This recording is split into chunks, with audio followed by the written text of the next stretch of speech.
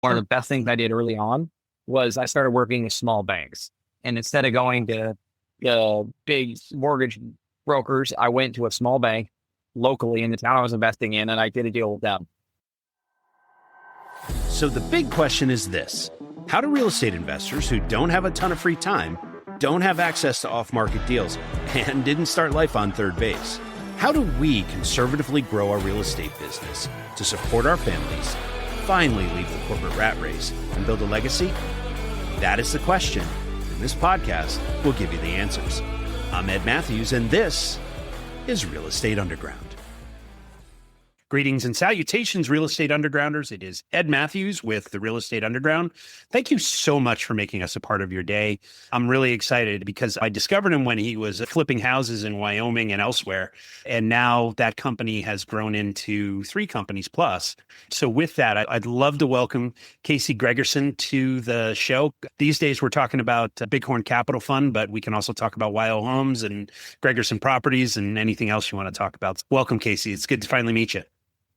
You bet, Ed. Pleasure, man. Appreciate the kind words. Yeah, of course. Yeah, I can't remember. I think I discovered you on LinkedIn. That's usually where I find folks to have conversations with and pick their brains. And every once in a while, they're kind enough to come on the show and have a conversation with me. So thank you for that. So for those folks who haven't discovered you, why don't you tell us a little bit about who you are and what you do? Yeah, absolutely. So just everybody, right? You got where you came from, where you're at now, where you're going, which I think everybody can relate to. I worked the W-2 job for a long time. So I started in 2012 for Shell as a petroleum engineer. So I grew up in Wyoming, and I still invest there today. So something you'll probably ask later, why Wyoming? Well, it's where I grew up. It's where I went to grad school. But I had a great opportunity to go to work in Houston for Shell Oil Company, as a petroleum engineer. I went to Shell and I worked there for 12 years. But I had a really unique gig, which was good and bad. It also led to my true purpose. But one of the best parts about that gig is I would go out to the field for 2 weeks and I'd work on a drilling rig, and I'd actually work nights or be the guy in charge, or I'd be like a field engineer driving around locations. But for 2 weeks, I'd be on a rig. Then for 2 weeks after that, I would be off, and I wouldn't even have to open a work computer or cell phone. I had 0 work responsibilities.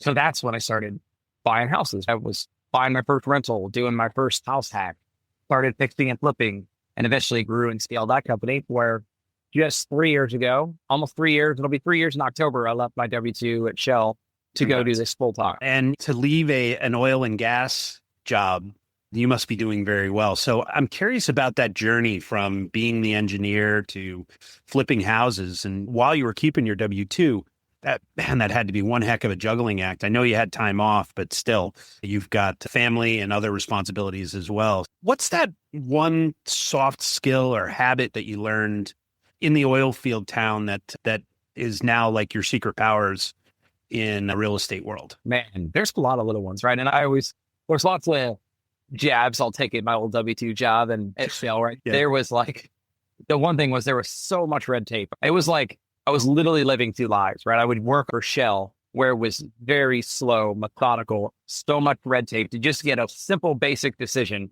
have to get it approved by all these different people, go through all these processes.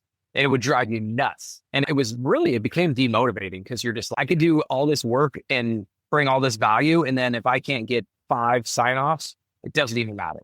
So it was frustrating for sure. But the positive was I learned a lot about building processes and building out SOBs and after action reviews, right? Like, I feel like that's a very common thing in today's entrepreneurial world, but 10 years ago, it wasn't. And ever since early days with Shell, after we finished drilling a well or whatever project we did, we got together, did an AR, and went back and reiterated our SOP. So that was a really good thing that's helped me build processes. And for example, the way I put this in a play was when I built out my property management team and operations was it was actually during COVID when everybody was locked down, had nothing to do. And we were actually it's crazy. Shell laid off 40% of my company that I was in at the time. They laid off 40% because if you remember, it's actually when oil went negative.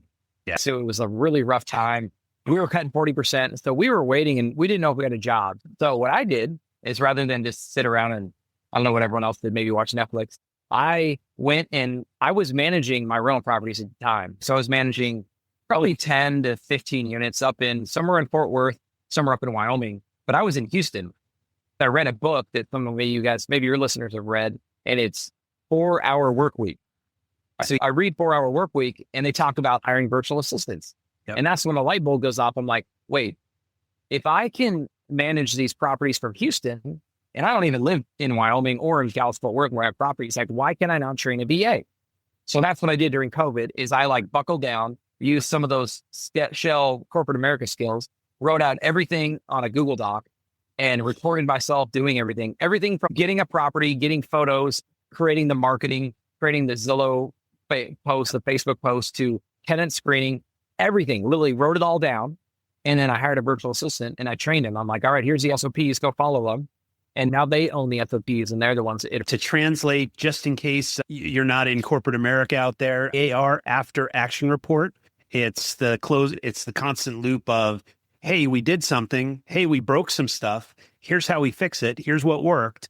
And here's what we're going to do going forward, basically. And SOP is the standard operating procedure that comes out of typically an after action report, or at least it's the doc that gets refined. So if you've seen any of our videos or attended a training or anything like that, we talk about this all the time.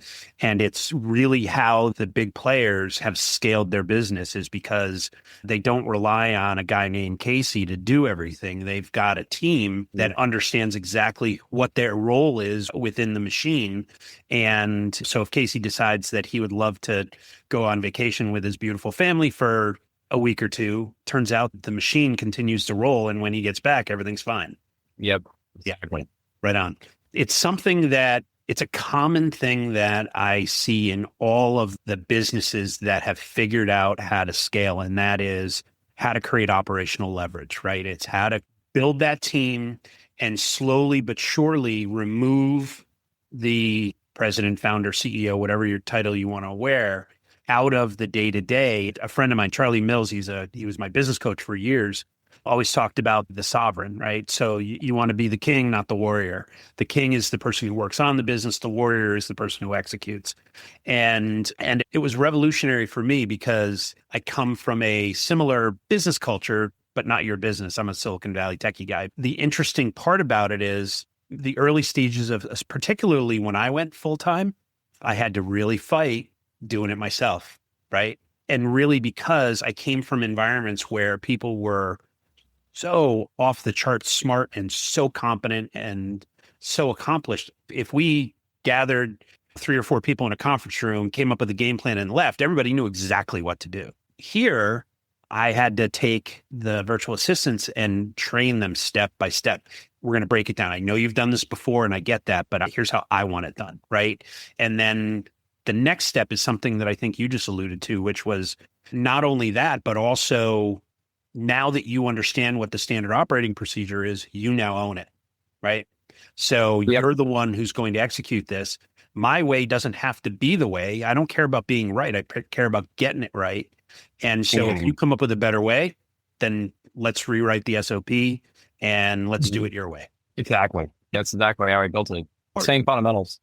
Part of this is that I'm literally writing a presentation for a group of folks that I'm mentoring in October, and I'm literally writing about standard operating procedures right now and why they're so important. So in terms of the business, we started off flipping houses. Obviously, that went extremely well. It sounds like you evolved that into a rental business, and now we're into private equity. Talk me through that maturation cycle. And it seems like you talk about going full-time 3 years ago, but that's not when you started the business, right? Let's talk about where you started and the journey to get to where you are today. Absolutely. Yeah. So I give you in a nutshell how I built a property management company. And as I mentioned, that'd have been like 2020, COVID, right? The other one that I built a couple of years before that was direct to seller. So up until about 2019, I was finding deals like on market. I could go find a distressed property, fix it up. I was doing just commercial loans, and I could go a lot of different ways today, but that's been one, I'll give you in 30 seconds. But one of the best things I did early on was I started working with small banks. And instead of going to big mortgage brokers, I went to a small bank locally in the town I was investing in, and I did a deal with them, right? They got to know me. So I did a lot of deals like that where I'd buy it on the market, fix it up, rent it out, or buy it, fix it, and flip it, right? But I started building that. But then as the market started to heat up, I realized I was buying from wholesalers. Actually, this is how it started. So I'm buying from wholesalers in DFW, And I'm like, man, there's deals that I'm actually losing money on a flip, and those guys still made money on the front end, right? I'm like, how do I figure out how to do that? This group out of Midland, they were called the REI Game Changers at the time. I met them presenting on the strategy back in like 2017 in Midland, in the little cafe presenting on the BRRRR strategy. But I got to know them. They built out this training course for wholesaling. So I went and took their course, the best $11,000 I've ever invested, because I literally had to close one single deal to pay for that course. So anyway, I started doing direct mail, texting, Facebook ads, paper lead. We've even done radio. A ton of direct mail has been one of our best ones. And yeah, so we built that company out. So that was in 2019. And I built it out in a market like Wyoming, where there was nobody doing any marketing, right? There weren't any wholesalers back in 2019. And even today, there's not a whole lot. So that started leading up my deal funnel, right? So again, now I've built, like, I can find the deal, I can manage it long-term. Now the one in the middle, which I think was one of the biggest problems I had to solve, was construction. I mean, everyone struggles with contractors everywhere, but in Wyoming especially, there's just not enough. And honestly, that's why I love the market so much, because the construction can't keep up with the demand, right? There's not enough contractors, and there's still a lot of people that want to live up there, especially since post-COVID, right? They want to be up there, but they can't keep up with demand.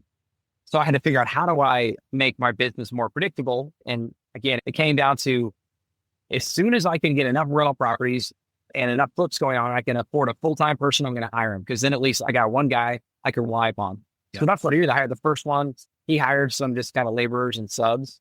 And then I hired the second one and third one, fourth one. So now today I have 4 to 5 different breweries working on all of our floor pipes. They're spread out throughout the region. That way I can be getting, if I got a rental property that needs a quick little handyman, I send a guy over there. Like, I can move quick. Smart. And the biggest thing is on my fix and flips now, I bring so much more predictability across the business, right? Even in my buy and holds that I know I got to fix up or rent out, I've added so much more predictability on timelines, right? And budgets. So now when I actually go look at a deal, I'm sure you probably agree, Ed, one of the biggest risks, like when you're doing construction or value add, is like, are you going to be on target? Are you going to hit your scope? Are you going to hit your timelines? Carrying costs, sir, will keep you up.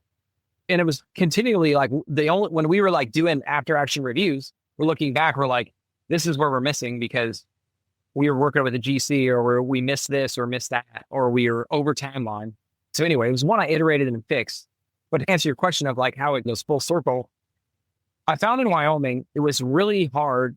And then I fought it for a long time, just trying to be like, I want to wholesale. Like, all my peers that I'm learning from they're just finding deals, locking them up and wholesaling them and not doing any work. And they're making whatever, $20,000, $30,000, $40,000 a pop. And in my market, it was just hard for me to find in cash buyers. But then I realized, wait, I don't get to have it both ways, right? Because I have way less competition. There's not a bunch of wholesalers competing with, but there's also not a whole lot of buyers, like investor buyers. So my solution to that was raise more money, take more deals down myself. Because if I could find a deal, I could do the construction, I can manage the property. Now it just becomes, my solvable problem was, we need to raise enough capital to take down these deals. Because the retail market in our markets in Wyoming and Montana, there's still plenty of people buying. You just got to be the guy that fixes it up and gets it there. So that's where kind of Bighorn Capital Fund came into play. It's like, I got to have a way to scalably keep growing and deploy more money on deals, because it gets expensive, right? You've mentioned a couple of things along the way here that I want to unpack. One of them was predictability in terms of your construction. So tell me more about that. I think I have a preconceived notion of what you're talking about, but I'm going to make you explain it instead. Stay with us. We'll be right back. Want to flip your first house but stuck at square one? Flipper Camp is your guide. In just one weekend, you'll walk away with the exact step-by-step plan, tools, and confidence to flip a house profitably without quitting your job. Seats are limited, and Founders pricing ends soon. Join the movement of future flippers today at flippercamp.com. So when a deal comes in my pipeline, my acquisitions team gets a deal, and they're bringing it to me, and we're trying to figure out, okay, how much is this going to cost? What's the timeline? We now know that I'm talking to the guy that's going to do the work, and he's quoting it, and I know his schedule. I control his schedule, and that's probably the biggest thing I'm going to get at, is I get to control the schedule, versus most fix and flippers, or even if it's your first one, you find a deal, then on paper, it looks like you're buying it at the right price. Let's assume you got a good price for the rehab budget, and you know the ARV. You're like, okay, this deal makes sense. But who's going to come do the work and when are they going to do the work? And you just talked about holding costs, right? Like I can time these things out and it just brings so much more predictability to my investors, right? And the guys I partner with, I'm like, hey, guys, when I say this is our timeline, this is our budget, I know we can actually hit it because it's not a third party I'm relying upon. Those guys, they got to make money. They got to appease, I don't know, 4 or 5, maybe 10 different clients. I just like the control and the predictability that they're in-house guys. It's just so valuable. Even if you just purely timeline, even if it's not cost, like, fortunately I get cost and timeline under control. Yeah. Some of the other things that we've also done, I've done both. I've done the captive contractor relationship where they're pretty much working for us, although they're separate. They're in a 1099, not a W-2. And we've also brought people on. And that, I'll tell you, that was a dream for the exact reason you just laid out. Because between balancing the flips and the rental properties, we could always keep them busy. And there was always an expert hand that we could throw at a problem and get it solved very quickly with somebody that we knew and trusted. The other things that we have done over the years is, having the same labor is huge, but also we use the same materials everywhere. Same cabinets, same flooring, same paint, all of that. And I'm curious, is that something that you do as well? We have not taken the time to completely, like we have same general paint and flooring, but our deals are so diverse, right? Every remodel and new construction is very tempting and exciting for me. And we want to do more of it for that exact reason. But our remodels are, they're so different. And even my guys, they finally think like me, right? Like it was so cool. Every year we have base camp and we bring all our teams together. This last year we were right outside Park City in Evansville, Wyoming. Had everybody there and it was cool hearing those guys talk about, they're like, if we got to fix and flip, and Home Depot's got this flooring that's on discount that they're removing, like they go get it. And I've just trained these guys. They budget everything and they know they get rewarded and they're just intrinsically rewarded. We've created a competition, right? We're being on budget, right? And being able to keep our costs down. So ultimately I give them really full autonomy. They'll work with an agent to make sure they don't go do something crazy and ridiculous or anything and sell, right? But I give them a lot of autonomy to go figure out like what is going to make sense. Because the other thing is sourcing, right? Wyoming, it's a lot harder to source materials. So it's like, we got to put together what's available and I give them the freedom. And so how far out are you in terms of ordering materials and things like that? Is it just in time or are you building inventory or how do you do that? We're eventually going to get to that point. So I did a 66 unit value add and we probably touched almost 30 to 40 of those units. So on that one, we were able to order a bunch of cabinets, order countertops, order appliances, order windows, right? Flooring. And we had enough space where we could do it. We're doing it now on a hotel conversion up in Wheatland, Wyoming, where I was just visiting a couple of weeks ago. And one of the units is all loaded up. When you can do it right, it does save them a lot of time. And but we work with Home Depot. They're probably a pretty good distributor to get us stuff. But the majority of the time, if it's a fix and flip, they go get what they need at Home Depot or whatever else, and they go. Yeah, it's interesting. I was just talking to a buddy of mine down in New Jersey who does this, and he was doing so many flips and converting so many apartments over the last 5-6 years. He ended up buying a kitchen cabinet distributorship. He's his own biggest customer. So but he's getting them at manufacturer direct prices. I was like, wow, that's really smart. But he's a lot bigger than me. So maybe I'll just buy from him instead, which is actually what he was trying to do. But that's tempting. It is, right? Because it actually, in terms of cash outlay, as long as you can commit to a specific amount of sales, which you have access to because you know what your sales were in terms of your material costs last year and the last 2-3 years, you know exactly what they were. And you know what your pipeline looks like. So you know what it's going to look like more or less in the future. All you have to do is commit to a certain level of purchases from the manufacturer and they'll approve you for distributorship. Wow. You just gave me a new project for one of my projects. All right. So let's move on to the lightning round here. And I'm always curious about folks that have reached a certain level of success. The mortgage is paid, the car payments are taken care of, the kids' college education is all lined up. Things are good, right? And nevertheless, you get out of bed on Monday morning and dive right back into the office. And so for me, that comes down to purpose. Because it's not money that's driving you anymore. It's something else. And I'm curious what that is in your life. Yeah, it's 2 parts, right? I still am driven by still having even more freedom. Like I'm still in the building phase and building out different companies. The latest thing, and I'll explain it with the latest thing I'm building, but I'm really excited for the day where I can do a lot more public speaking and help more people, which I guess that's the purpose. And I'll explain a little bit more. Back to that COVID scenario I told you about where I was at home, 40% of our team was getting laid off. I'll never forget the conversations I was having with my colleagues there about like, oh man, what's going to happen if they call my number? What am I going to do? Obviously, no one's hiring right now, or not. There's not many jobs right now in oil and gas. What are we going to do? And they weren't building this off ramp to go right into real estate. They had given everything. They just had their 401k and maybe their severance, and they were going to have to figure it out.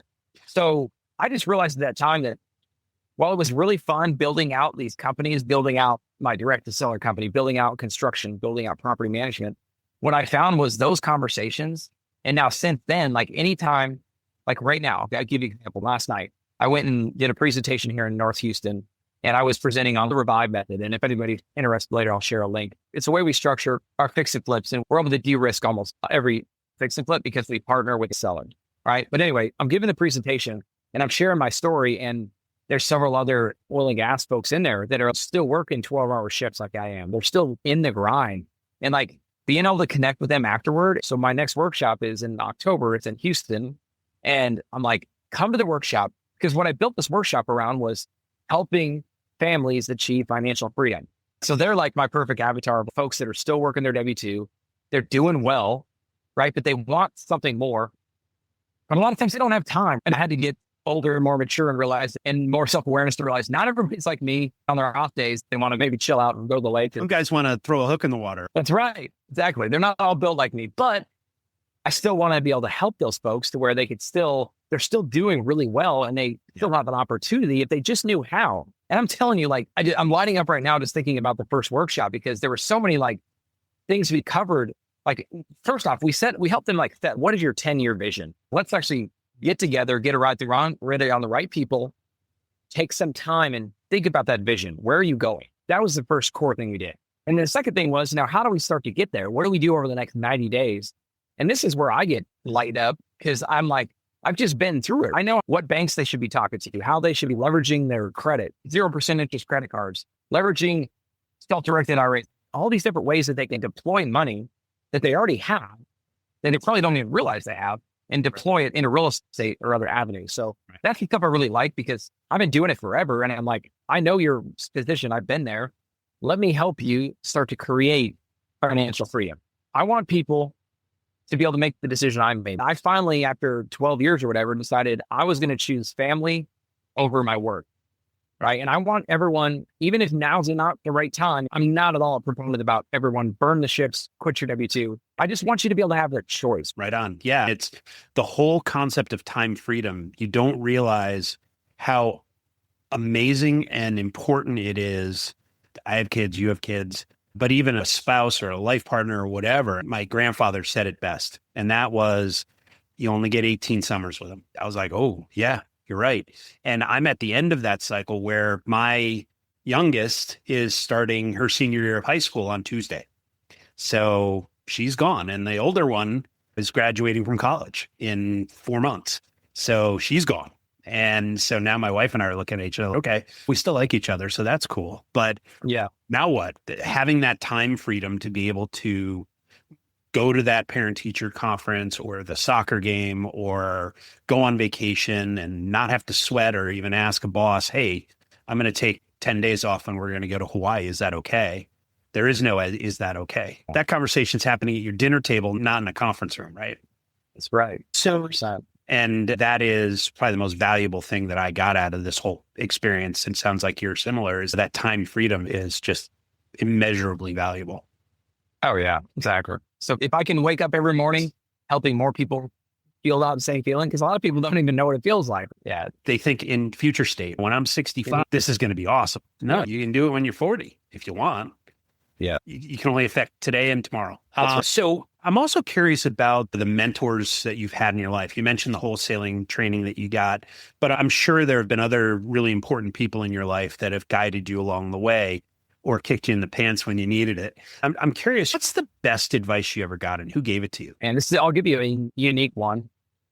It was in a tough time where I was doing a bunch of fix and flips, and we were using hard money and we were combining with private money, and it was going really well. But all of a sudden we hit some bumps in the road, and properties wouldn't sell. I literally had to call my hard money lenders, and I had two of them. One of them was like a shark, and they were absolutely terrible to us. But one was really good to me, and he's the one I want to share. He gave me good advice. He goes, Casey, because I called him up. I'm like, John, his name's John. I'm like, John, we're in trouble. I can't get these properties sold, and we got to get properties moved, and I need some flexibility on our payments. He goes, all right, Casey, that sucks. I'm sorry. I wish I could say I haven't, but I've been there. And he's like, all you can do now is drop price. You need all those properties on the market. You need to drop them 10,000 every week until you get it sold, and just keep dropping. So that's what we did. We dropped them. After 3 or 4 weeks, it finally sold. And to this day, I've just learned that, like, whenever I go and I list the flip, and it's actually why, back to that Revive method, the Revive method is a strategy I do now to fix and flip properties. And it's, again, I could share a video maybe in the notes of more about it. But I was thinking about that the other day when I was doing this property, where I'm partnering with the seller to where now the house isn't selling. And I'll tell you, as a fix flipper, and those of you guys who've done it, the worst feeling ever is when you've got a property that you just finished flipping, right? You've got through all the contractor stuff and fixed it up. It's on the market and you're all excited. And guess what? You don't get any offers 1 week. Next week, no offers. Yep. Now all your showing start going away and you're just sitting there stagnant. You're like, oh my gosh. Oh, I got to go back to John's advice. I just got to drop 10,000. Keep dropping. But the Revive method helps me. If we can drop price because we're doing a profit share with a seller, and we could still make our money. Yeah. So anyway, that's the advice I always think about is that guy could have been like the other lenders and been like, I'm foreclosing on you tomorrow, and been really difficult. But he's no, I underwrote this deal correctly. I'm still going to make money. So Casey, drop this house until you can sell it, and then you got paid back. Yep. Good advice. So I fundamentally believe, and I've learned this in the years and years that I've been in the, actually probably teenage years where I made the most mistakes, but over the course of my career, I fundamentally believe that we learn way more from the mistakes we make than from the successes that we have. And so I'm curious about a professional decision that you've made over the years that you look back and go, man, I'd love to have that back. And what'd you do about it? I'll tie it to that kind of same story, right? We were buying properties in and around like Fort Worth, around like the campus of like TCU, and we were buying them at a good price. We had a good GC that was actually doing a really good job for us. So we would buy them cheap, fix them up, and we were refinancing, getting all our money back. And we did it on 4 or 5 properties. And we got this sort of false sense of, wow, look at this. It's not easy, but let's nail it. Here we go. And again, I'm like, the path leading my W-2. So we started going, and we're like, all right, let's now go do some fix and flips at higher price points, which again, got away from exactly what we were doing well. And let's go hire a project manager to put these together. Because now our current GC, it's probably not there. He was doing these houses that were buying for 100, putting in 80 and selling, and ARV was like 240, right? Low price points. But now we were going into some houses that were like 5, 6, 700,000, completely different animal. And so new crews, new everything. And that's where it started to unwind, is now new contractors, and they weren't following through. And here's the biggest decision is like, when those properties wouldn't sell, I had no choice but to do what John said, drop 10,000, drop 10 and lose money. What I learned was in Wyoming, I was having the opposite, right? I was still able to buy houses at maybe 150,000, put 50 into it and sell it for 300. But those houses, if you're fixing and flipping, things are inherently, you're going to miss stuff, especially when you work with GC and you don't have your own. But on those houses, I didn't have to take it back. I just refinanced, put a tenant in there, and I could cover the debt.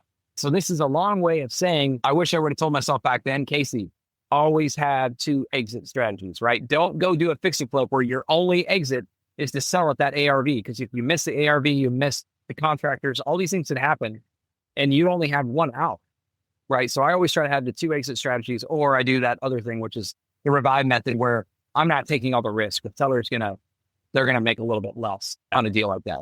Every single one has a curveball. Every single one. And if I find the one that doesn't have a curveball, it goes exactly as planned, you're going to be able to hear me. All you have to do is open your window, because I'll be shouting from the hills, because I've yet to find one, and I've been doing it a while. Yeah. Plan A, plan B, sometimes plan C and plan D as well. So yeah, that's excellent advice. So how do you take in information? Like, what is the proverbial book on your nightstand, and who specifically are you paying attention to these days? Yeah, I had a really fortunate. I joined the sub 2 community a couple of years ago. I just started diving in and I was already doing deals. I got into it and I was surprised at how much content there was out there. And I've since joined Pace Owners Club. So there's about 300 or 400 people that have joined that. And it's all the higher level people from the sub 2 community. That's where I like listening. And Pace spends a little bit more time with that group. And he's able to give us access to his resources and like his marketing guys. He just brings a lot of other people in. So they just have weekly calls. And man, that's where I just listened to one last night. Pace does a lot of good things, but one thing he's great at is vision and marketing. And those are two things that get me excited. Yeah. And just hearing that, like, I've always just loved listening to webinars or workshops or whatever, or books and learning and implementing. Cause I'm like, hey, all right, I can hear something and I can see it and I can go do it. It could be a flaw too. Cause if I go to like here in a couple of weeks, I'll go to Collective Genius, which is a high level mastermind I'm in, and I'm going to get 50 ideas that I want to do. And I'm going to be like, we're going to do all these. And I'll go back to my team and they're like, all right, Casey, my COO will be like, what? He can filter them, right? But I just love being able to bring in information like that. Always be adapting, always course correcting, right? Yeah. And adapt or die, right? Yeah, I couldn't agree more. I'm a similar personality. When I go on vacation, it's the most dangerous thing ever when I come back, because I come back with 30 different ideas. My operations person will be like, time out. Let's pick one. Yeah. Like, all right, that's her big mantra. Let's pick one. I don't know which one to pick. So I'll let eventually I get around to it. Last question in the lightning round. I'm always interested in learning about how people define the pillars of their life, right? I'm curious how you define, I suspect I actually know thinking about it, but how do you define success in your life? Think about this for my kids.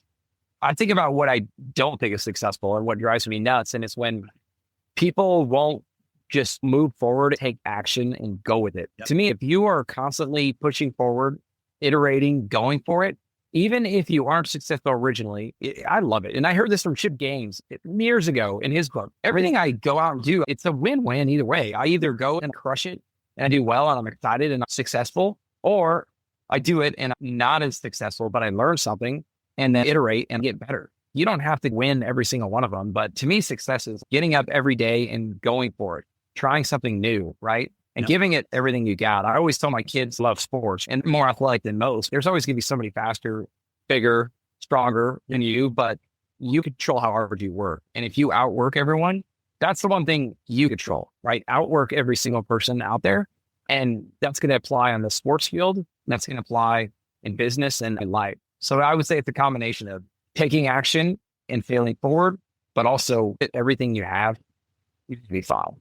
Yeah, Jay Wright, who's the retired basketball coach of Villanova, always talks about you can control two things on the athletic field. And 100%, I couldn't agree with you more, is that everything else is a reaction, but those two things you bring to the athletic field, the business scenario, whatever, even relationships. I couldn't agree more. Difference between, and I tell my kids, the difference between good and great is hard work. That's all it is. You get on some of these athletic fields or swimming pools or whatever sport your kids are into, and there's a lot of talented kids, but you can tell the ones that work and the ones that just rely on the talent. It becomes obvious. So when you're not conquering the real estate world, what do you like to do for fun? Yeah, it's an easy one. I'm in the middle of it right now, and I wish I could do it all the time. But it's coaching my son's football team or any sports. I love coaching the kids, all 4 boys. And that's why I love keep having boys, since I just get more and more boys sports to coach. But yeah, my favorite is football, right? Right now I'm coaching tackle football. I've got a 6th grader, and being able to like break down film and go to practice. People get paid to do that. But I would do that. If everything would just be covered, I could spend half of my day getting ready for football and in practice and prepping. You can't beat it. It's so much fun. You have to talk to your wife one more and you get a starting 5 for basketball too. That's right. We'll work it. Yeah, there you go. I'm working on her. All right, man. Hey, I've really enjoyed the conversation and getting to know you a little bit. If people want to get in touch with you and learn more about you or Bighorn Capital Fund or any of your other businesses, what's the best way to do that? Yeah, I'll give you guys a couple options depending on where you're at. If you're on Instagram or YouTube or anything, it's really easy. I'm just at Casey Gregersen. You'll be able to find me. Just make sure you spell my last name with all E's and you'll find me. Also LinkedIn. If you guys are on LinkedIn, just search my name. If you guys are just like, hey, I want to like directly reach out to Casey because I'm interested in his summit or interested in Bighorn Capital, or just, hey, I want to talk to you about the Revive method, how you structure deals. So whatever it is, you guys could text me. I'll just give you my number. It's 307-317-2494. And you mentioned your summit real quick. Why don't you tell us about that real quick before we sign off? You bet. Yeah. So our next one, we do them every quarter, but the next one's here in Houston, October 23rd, and it's a 2-day workshop. So if anybody wants to come down, it's actually incredibly affordable now. Eventually we want to grow and scale these things. But right now, I just want to get the right people in the room. I just want to cover my costs to do the events. Cause to me, it's like, I want to have the right people in there. And then I want to see what grows after that. Cause right now, our first one, I've stayed in contact with all those people that came to the first summit and we're working together in different ways. So anyway, I would love anyone, if you guys could swing it and make it to Houston. The first group loved it. And I would love to have some of your audience there. Houston's real nice in the fall. That's right. And then the one will come in July. So I'm like, this end of the fall will be great. All right, Casey, thank you so much. It's really good to see you. And I wish you nothing but continued success. Be well. Awesome. This has been The Real Estate Underground. Don't forget to rate, review, and subscribe. It helps us grow. Until next time, Undergrounders, remember your real estate journey begins with a simple step forward. Now get to it. Bye for now. This has been The Real Estate Underground. Don't forget to subscribe. It helps us grow. Until next time, Undergrounders, remember your real estate journey begins with a simple step forward. Now get to it. Bye for now.